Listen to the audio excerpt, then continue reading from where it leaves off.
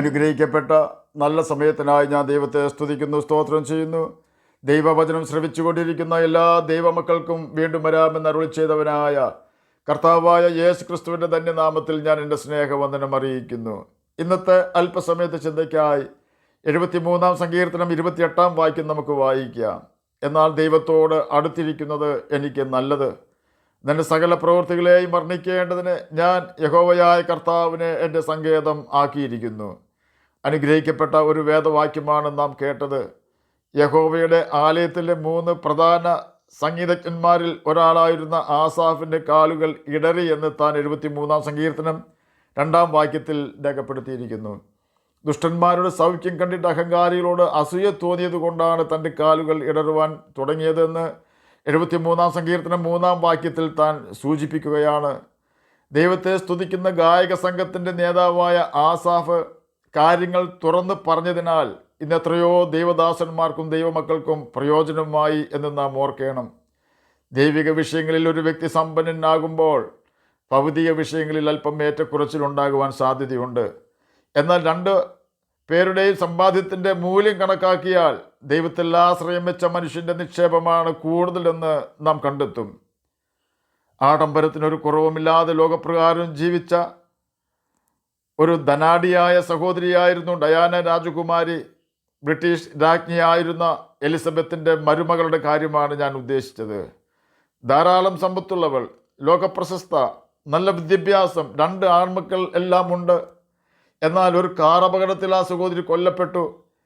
അവരുടെ സംസ്കാര ശുശ്രൂഷ കേമമായിരുന്നു. കിലോമീറ്റർ ദൂരത്തോളം പൂച്ചെണ്ട് പിടിച്ച് ഡയാന രാജകുമാരിയുടെ ശവമഞ്ചത്തിൽ വയ്ക്കുവാൻ നിരന്ന് നിന്നിരുന്ന ലക്ഷക്കണക്കിന് ജനങ്ങൾ. ബൈബിളിലെ ഒരു കൊച്ചു വാക്യം കൊണ്ട് ഡയാന രാജകുമാരിയുടെ മഹത്വത്തിന് ചെക്ക് വയ്ക്കുവാൻ നമുക്ക് കഴിയും. അവൻ ജീവനോടിരുന്നപ്പോൾ താൻ ഭാഗ്യവാൻ എന്ന് പറഞ്ഞു. നീ നിനക്ക് തന്നെ നന്മ ചെയ്യുമ്പോൾ മനുഷ്യർ നിന്നെ പുകഴ്ത്തും. അവൻ തൻ്റെ പിതാക്കന്മാരുടെ തലമുറയോട് ചെന്ന് ചേരും. അവർ ഒരു നാളും വെളിച്ചം കാണുകയില്ല. 49-ാം സങ്കീർത്തനം 18-ഉം 19-ഉം വാക്യങ്ങളാണ് നാം കേട്ടത്. ലോകം ഡയാന രാജകുമാരിയെ പുകഴ്ത്തി. എന്നാൽ ഏകദേശം അതേ നാളുകളിൽ മരിച്ച ഒരു ദൈവദാസനെ എനിക്കറിയാം. 23 വർഷങ്ങൾക്ക് മുൻപ് നടന്ന സംഭവമാണ്. 85 വയസ്സുണ്ടായിരുന്ന ഒരു അപ്പച്ചൻ പാസ്റ്ററായിരുന്നു അത്.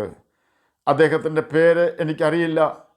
ആലുവ അശോകപുരം ഷാരോൺ ചർച്ചിൽ കടന്നു വന്ന അപ്പച്ചൻ പാസ്റ്ററിനെ 1 മണിക്കൂർ സമയം അന്ന് അവിടെ സഭാ ചാർജ് ഉണ്ടായിരുന്ന പാസ്റ്റർ MC മാത്യു അവറുകൾ പ്രസംഗിക്കേണ്ടതിനായി കൊടുത്തു.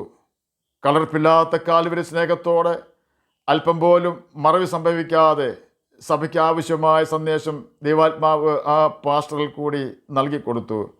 അന്ന് ആ സഭയിൽ ആ പ്രിയപ്പെട്ടവൻ്റെ ശുശ്രൂഷ ഞാനും അനുഭവിച്ചു. ശുശ്രൂഷ കഴിഞ്ഞ് താൻ തൻ്റെ ഭവനത്തിലേക്ക് പോയി. കൂടുതൽ കാര്യമായി ആരും അദ്ദേഹത്തെ പുകഴ്ത്തിയില്ല.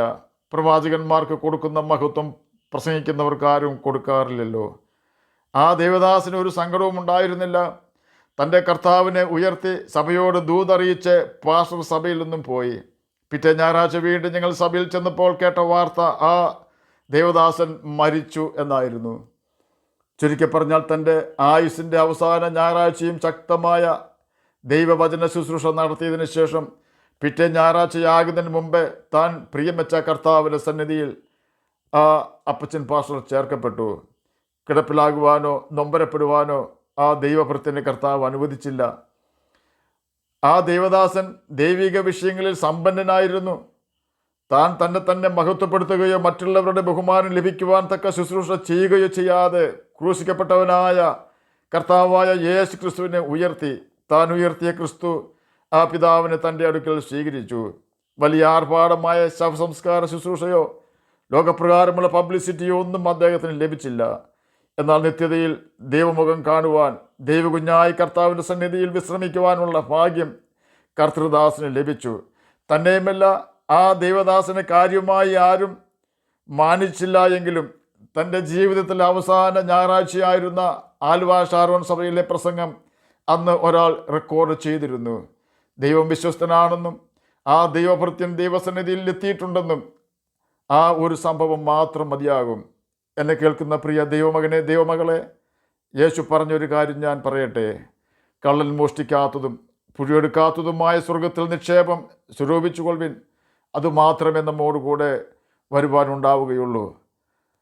അത് സാധ്യമാകണമെങ്കിൽ ആസാഫ് പറഞ്ഞതുപോലെ നാം ദൈവത്തോട് അടുത്തിരിക്കണം. തന്നെയുമല്ല, കർത്താവിനെ ആസാഫിനെ പോലെ നമ്മുടെ സങ്കേതമാക്കുകയും വേണം. നാം ഒറ്റയ്ക്ക് ജീവിച്ചാൽ പലവിധ ക്ലേശങ്ങളും സങ്കടങ്ങളും നമ്മെ ക്ഷീണിപ്പിക്കുകയും നാം ദുഷ്ടന്മാരുടെ സൗഖ്യം കണ്ടിട്ട് അഹങ്കാരികളോട് അസൂയ ഉള്ളവരായി തീരുകയും ചെയ്യുമെന്നതിന് യാതൊരു സംശയമില്ല. എന്നാൽ യേശുവിനെ നമ്മുടെ സങ്കേതം ആക്കിയാൽ സകലവിധ പ്രലോഭനങ്ങളും മറ്റുള്ളവരാൽ ഉണ്ടായേക്കാവുന്ന ഉപദ്രവങ്ങളും യേശു തടയുകയും നാം ദുഷ്ടൻ്റെ കെണിയിൽ പെടാതെ വണ്ണം കർത്താവ് നമ്മെ വിടുവിക്കുകയും ചെയ്യും. ഭൂമിയിൽ ടെക്നോളജി ഉയർന്ന നിലവാരത്തിലെത്തിയതിനാൽ വഞ്ചനയും പ്രലോഭനങ്ങളും ഉയർന്ന നിലവാരത്തിൽ തന്നെ എത്തിയെന്ന് നാം ഓർക്കണം. ഈ കാലഘട്ടത്തിൽ കെണിയിൽ വീഴാതെ ജീവിക്കുവാൻ നമ്മുടെ ബുദ്ധി മാത്രം പോരാ. വീണതിന് ശേഷം രക്ഷപ്പെടുക എന്നത് അത്ര എളുപ്പമല്ല. ആകയാൽ യേശുവിൻ്റെ സങ്കേതം ആക്കിക്കൊള്ളുക. ഒരു സഹോദരനെയും വിശ്വസിക്കരുതെന്ന കർത്താവിൻ്റെ കൽപ്പന നാം എപ്പോഴും ഓർക്കുകയും അനുസരിക്കുകയും വേണം. ആൺകുട്ടികളായാലും പെൺകുട്ടികളായാലും തീരുമാനമെടുക്കുന്നത് നമ്മുടെ വികാരത്തിൽ നിന്നാകരുത്. ബുദ്ധിപൂർവം ദൈവവചനം പരിശോധിച്ച് ദൈവവചനം അനുസരിച്ചുള്ള ഒരു തീരുമാനം മാത്രമേ എടുക്കാവൂ. ജീവിത വിജയം വരിക്കുവാൻ നമ്മുടെ നല്ല തീരുമാനങ്ങൾക്കേ കഴിയൂ. എന്നാൽ നാം എടുക്കുന്ന തീരുമാനത്തിന് സമ്പത്തിൻ്റെയും വിദ്യാഭ്യാസത്തിൻ്റെയും സമൂഹത്തിൽ ഉന്നതരാകണമെന്നുള്ള ആഗ്രഹത്തിൻ്റെയും സ്വാധീനം അല്പം പോലും ഇല്ല എന്ന് ഉറപ്പ് വരുത്തണം. നമ്മുടെ യേശു കർത്താവിന് നമ്മുടെ തീരുമാനങ്ങളിൽ അഭിപ്രായം പറയുവാൻ ധാരാളം അവസരങ്ങൾ കൊടുക്കുകയും ചെയ്യണം. എന്നാൽ തെറ്റുപറ്റാത്ത തീരുമാനമെടുക്കുവാനും ജീവിത വിജയം ഉറപ്പാക്കുവാനും നമുക്ക് കഴിയും. നമ്മുടെ ഏത് തീരുമാനത്തിലും നിത്യത ഒരു പ്രധാന വിഷയമായിരിക്കണം. അത് നഷ്ടപ്പെടുന്ന ഒരവസ്ഥയും നമ്മുടെ ജീവിതത്തിൽ വരാതിരിക്കുവാൻ ആസാഫിനെ പോലെ യഹോവയെ നമുക്ക് നമ്മുടെ സങ്കേതം ആക്കാം.